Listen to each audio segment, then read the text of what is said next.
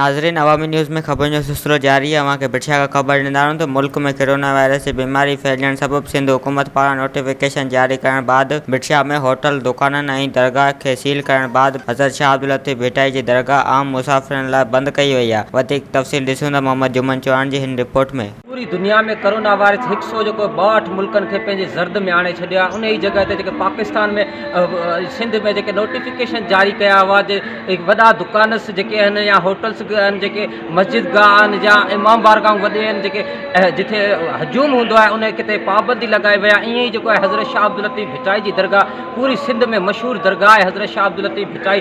उन खे बि जेको आहे त 3 हफ़्तनि जे लाइ बंदि करण जो जेको आहे नोटिफिकेशन जारी थिया हुआ। उन खां पोइ जेको आहे त दरगाह मुकमल चारों तरफ़ का जगह बंदि कई वई आहे। ज़ाहिरीन जेके दरगाह हज़रत शाह अब्दुल लतीफ़ भिटाई ते पुॼियल हुआ उन्हनि खे बि जेको आहे दरगाह खां ॿाहिरि कढियो वियो आहे। चारी तरफ़ का पुलिस तैनात कई वई आहे। CC कैमरा सां निगरानी भी कई पई वञे। दरगाह ते जेके रस्मूं थींदियूं आहिनि उहे जारी ऐं शारी आहिनि। जेके दरगाह भिटाई ते जेको आहे त रोज़ानी जी बुनियाद ते राग जेको आहे दरगाह भिटाई ते शुरू थींदो आहे। उन खां पोइ जेको आहे त हज़रत शाह अब्दुल लतीफ़ भिटाई जो जेको क़दीमी जेको आहे त धमाल बि जारी आहे। मुख़्तलिफ़ प्रोग्राम जेके दरगाह जूं रस्मूं हूंदियूं आहिनि उहे अदा कयूं थी वञनि। कोरोना वायरस जे लाइ ख़ात्मे जे लाइ जेको आहे दरगाह हज़रत शाह अब्दुल लतीफ़ भिटाई ते रागिन फ़क़ीरनि पारां रोज़ जी बुनियाद ते जेको आहे दुआऊं घुराई पियो वञनि। अचो त फ़क़ीरनि सां ॻाल्हि ॿोल करे ॾिसूं उन्हनि जो वधीक जेको आहे अवामी न्यूज़ सां कहिड़ा वीचार वंडनि था। अचो त ॻाल्हि ॿोल करे सील कई वई आहे या सिर्फ़ु ज़ाहिरनि जे लाइ बंदि कई वई आहे। बाक़ी जेके रस्मूं आहिनि उहे जीअं जो तीअं जारी आहिनि। ऐं हज़रत शाह अब्दुल लतीफ़ भिटाई साहब पंहिंजे कलाम में मुख़्तलिफ़ जॻहनि ते फ़रमायो आहे त करी जे किरी त तूं तवानो आहे त एहतियात जे लाइ हज़रत शाह अब्दुल लतीफ़ भिटाई चयो आहे त एहतियात कयो। त असां सभिनी खे एहतियात करणु खपे इन मूज़ी मर्ज़ खां। ऐं हीअ जेके रस्मूं जारी आहिनि उन में शाह जो राग आहे या जेके दरवाज़ो क़ाइमु थिए थो रोशन थिए थो धमाल वॼे थी या हल्के जी दुआ थींदी आहे त इन सभिनी में दुआऊं आहिनि। ऐं हीअ अलाह साईं जो आफ़ाक़ी कलाम आहे। त असां जेके बि सभई फ़क़ीर आहिनि उहे सुबुह शाम इन दुआउनि में मसरूफ़ आहिनि। धमाल आहे त हिते रोज़ाने समय माण्हू बीठा हूंदा आहिनि पर अॼु असां पाण ई अकेले से धमाल जी ड्यूटी ॾेई रहिया आहियूं।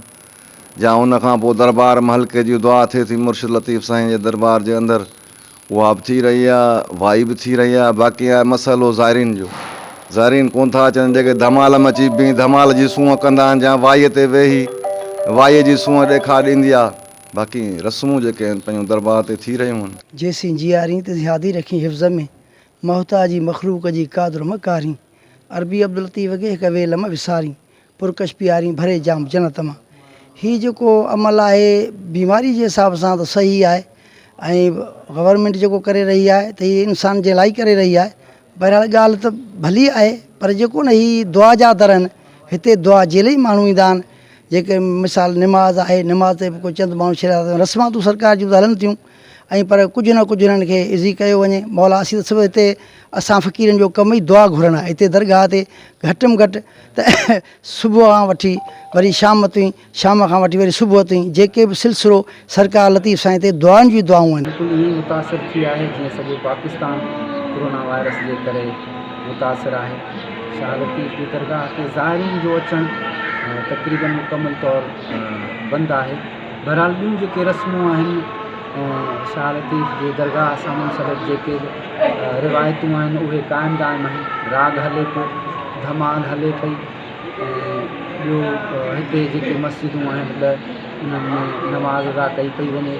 कोरोना वायरस जी बीमारीअ जे करे ज़ाइरीन लाइ दरगाह मुकमल तौरु बंदि कयूं वयूं आहिनि। बाक़ी भिटाई जा जेके राग आहिनि धमालूं आहिनि उहे जारी सारी आहिनि। ऐं भिटाई जे अक़ीदतमंद ऐं भिटाई जे मुरीदनि खे इहो ई अर्ज़ु आहे त हिन मूज़ी मर्ज़ जे लाइ कुझु दुआऊं घुरनि त जल्द खां जल्द ई दरगाहूं बि खुलियो वञनि।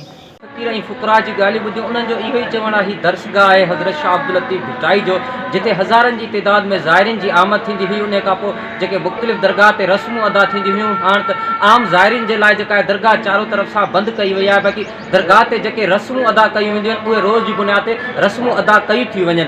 इन खां पोइ जेको आहे हज़रत शाह अब्दुल लतीफ़ भिटाई ते कोरोना वायरस जे ख़ात्मे लाइ पिणु ख़ासि दुआ जो बि जेको आहे बंदोबस्तु थियल आहे। ॾींहुं राति जेका आहे दुआ को हिते दुआ पढ़ी वेंदी आहे हज़रत शाह अब्दुल लतीफ़ भिटाई ते। हिन वक़्तु बि जेको आहे त भिटाई साईं जो राग बि जारी शारी रहंदो आहे। धमाल आहे ॿिया मुख़्तलिफ़ जेके रस्मूं आहिनि दरगाह हज़रत शाह अब्दुल लतीफ़ भिटाई ते हिन वक़्तु बि जारी आहिनि।